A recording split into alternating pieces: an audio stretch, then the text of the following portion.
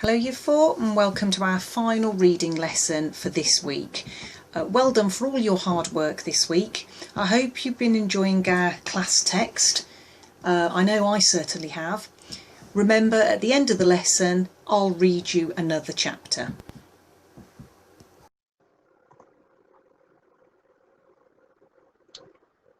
We're still going to think about our Viper skill retrieve, but we're also going to do some prediction today as well.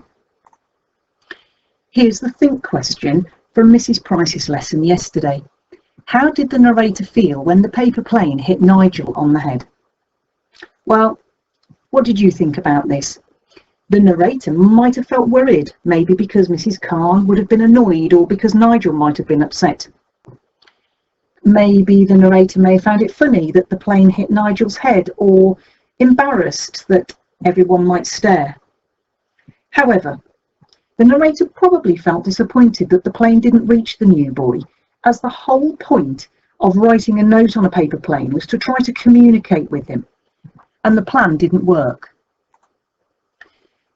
This is the text that Mrs. Price introduced yesterday, and we're going to reread this together, and then you're going to focus independently on a retrieve style question. So I'd like you to read along with me, and we're going to think about being as fluent and as expressive as we can. So let's have a go together, Year 4. I wanted to ask the new boy if the rumour about the kidnappers was true, and if he needed us to become his bodyguards. But he was still doing all his lessons on his own, and every break time and lunchtime he would disappear, so no one except for Clarissa could talk to him, and she didn't want to. I tried to catch his eye so I could smile at him and whisper hello, but Mrs. Khan caught me and told me to pay attention to my work. Next, I tried to send him a note made into a paper plane, because I'm good at those, but it flew wonkily and hit Nigel on the head instead. So here's your question, and you'll need to go back to the previous slide to read the text again to yourself. Remember, don't try and guess the answer. The answers are always there somewhere in the text. So you're going to use all your skills that we've thought about this week. So read the question, pick out a keyword or keywords in the question, and then scan the text to find those keywords, and then read around that section of the text to find your answer. So when you've found your answer, I'd like you to write that down, and then we can come together in a moment to check. So pause the video and I'll join you in a moment.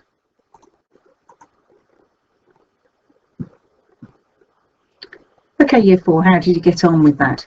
Shall we check together? So the question asks us, why couldn't the narrator ask the new boy if the rumour about the kidnappers was true? Well, there are some keywords in that question, and I've picked out rumour, kidnappers and true. I've used my scanning skills to find those words taken from the question, and I've highlighted them in blue on the text. So now I've found these keywords, I'm going to read on to see if I can answer the question. The next bit of text says, and if he needed us to become his bodyguards. Now that's just something else the narrator wanted to ask the new boy, but it doesn't actually answer the question. Remember, the question says, why couldn't the narrator ask the new boy? Why couldn't the narrator get to speak to him, basically? So I'm going to read on. And here is the next bit of text that helps us with our answer. And I've highlighted this in yellow. So we can see the narrator couldn't ask the new boy because he was still doing all his lessons on his own, and every break time and lunchtime he would disappear, so no one except for Clarissa could talk to him. Your answer would be based on this section of the text. Your answer might read something like this. The narrator couldn't ask the new boy if the rumour about the kidnappers was true because he was doing all his lessons on his own, and every break time and lunchtime he would disappear, so no one except for Clarissa could talk to him. When we're reading, we need to make sure we look carefully at the punctuation. And here I've highlighted a sentence in the text, and we can see that an exclamation mark has been used. And when we see an exclamation mark, we might change our voice to show the use of this exclamation mark and to show expression in our voice. So we know so far in the story that the narrator really wants to speak to the new boy, but can't get to talk to him. And the only person that can talk to him is Clarissa, and she doesn't want to talk to him. So the narrator is frustrated or annoyed by this. And the fact that the exclamation mark has been used emphasises this emotion. We're going to play a game now to help us to develop our expression. So we'll do a my turn and then our turn. So you can listen to me first, then you can join in. So we're going to look at these three sentences. Now, they look all the same, but if you look carefully at the punctuation that's been used at the end of each sentence, it would make us say these in a different way. We'd use some different expression. So the first sentence is the one that's been taken directly from the text. And I've used an emoji here to show a little bit of annoyance. So we've got an annoyed face, a cross face emoji here. And this tells us that the narrator was a little bit cross, a little bit annoyed, a bit frustrated with Clarissa, because Clarissa could have helped, but she didn't want to. She didn't want to talk to the new boy. Here we've got a neutral face emoji because it just shows a full stop. So we just read that quite normally. We wouldn't shout it, raise our voice, wouldn't really change too much about our voice. But then this one here is a question sentence. So we know that because we've got a question mark at the end of it. And when we ask a question, we're waiting for an answer. So we change our voice if we were going to read that one. Okay, so I'm going to read these sentences now, and I'd like you to have a little listen, and then you're going to join in with me afterwards. And she didn't want to. And she didn't want to. And she didn't want to. You can hear how my voice changes every time I look at the different types of punctuation that's been used. Okay, then year 4, let's have a go together. Okay, so we're going to try this one. And remember, you're showing that you're a bit annoyed because you know that Clarissa didn't want to speak to the new boy.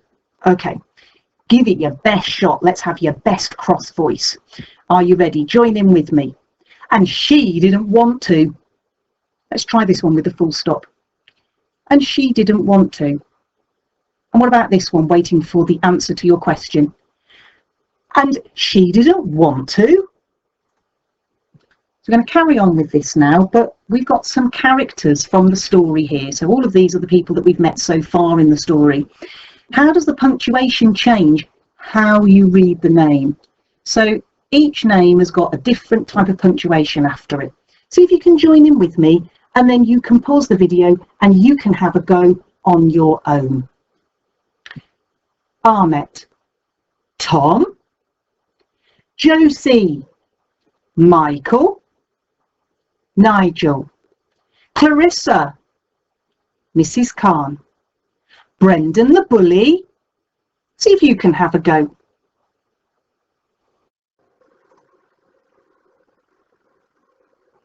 So to finish our lesson today, we're going to use what we know about today's section of the text and the story so far to complete a predict task.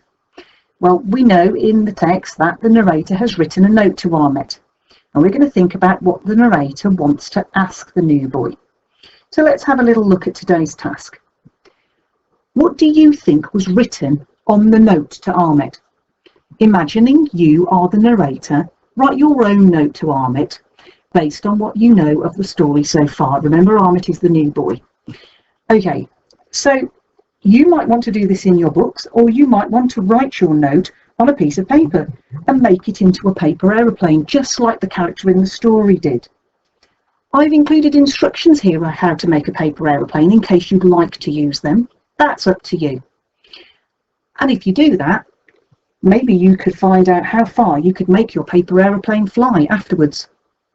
But for now, let's focus on the task in hand. So I'd like you to pause the video while you have a go at this, and I'll join you when you're ready for the next chapter of our story. Now we're going to read the next chapter of our class text, Chapter 7, Mr. Iron's Nose. When the bell rung for first break the next morning, Mrs. Khan kept her promise and let the new boy out into the playground for the very first time. Tom was put in charge of looking after him, and we were all told that if he got scared or wanted to stop playing, then we were to find a teacher immediately or go and see Miss Hemsey in the staff room. I didn't know why the new boy would be scared of being in the playground or why he wouldn't want to play with us, but then I thought that maybe in his country the bullies had been mean to him at school too. I'd never really thought about it before, but maybe there are bullies in everyone's playground. As Josie grabbed her football, Tom tried to explain to the new boy how to play the game properly. "You, like this," said Tom loudly, pointing to the new boy, and then his foot and then the ball. The new boy nodded. "But not like this," continued Tom, shaking his head before pointing to the football and then his hand. "Oh, this is stupid. He knows how to play football," said Michael. "Maybe they play it differently in his country. Remember when I got here and I only knew how to play American football?" protested Tom, looking at me as if I knew the answer. I shrugged. "I don't know. We should have asked Miss Hemsey." "Oh, come on," cried Josie as we reached the playground. "Let's just let him try and see if he knows it." By the time we had reached out and at our usual corner of the playground, Josie and Tom had decided that the new boy would be on Josie and Michael's team. Since she was the best at football, it wouldn't matter so much if the new boy couldn't play. And because it was just Tom and me on my team, we had the first kick. After less than a minute of the game starting, the new boy began to run and dribble and do lots of tricks with the football that none of us could do yet. And within the first 5 minutes, he had scored 2 goals.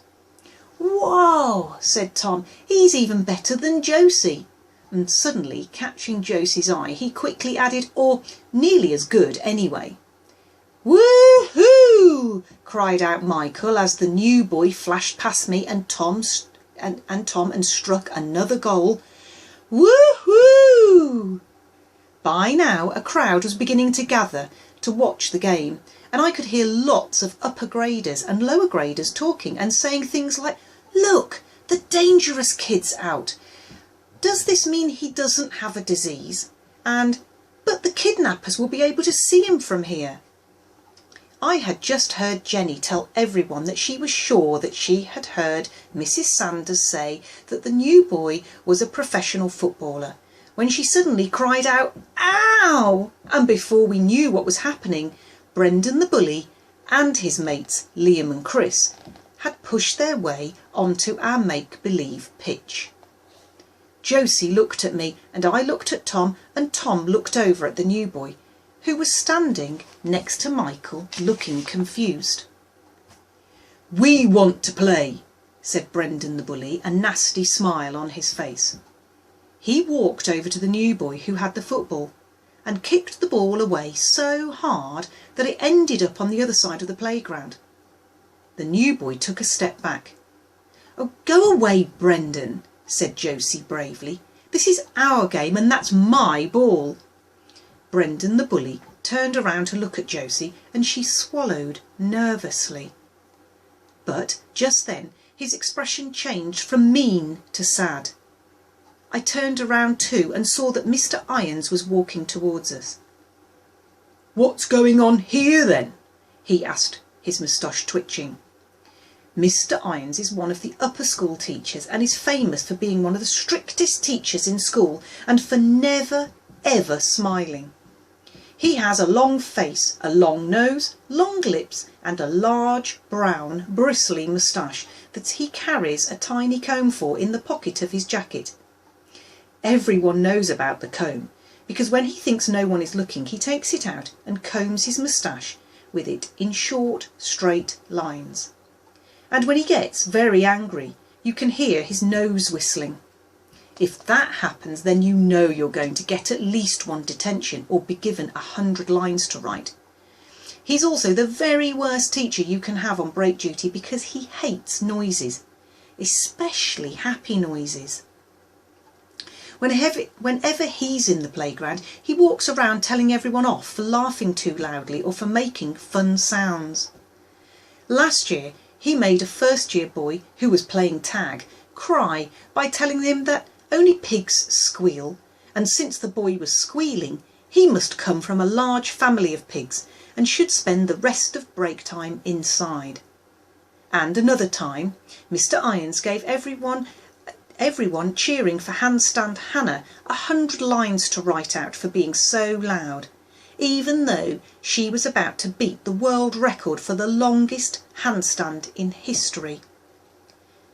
Whenever anyone sees Mr. Irons walking towards them, they always play more quietly or move away. But we had been so happy that the new boy was playing with us, and that we had forgotten that we were in a school where there were bullies and teacher bullies. "Oh, please, sir," wailed Brendan the bully. "She won't let me play.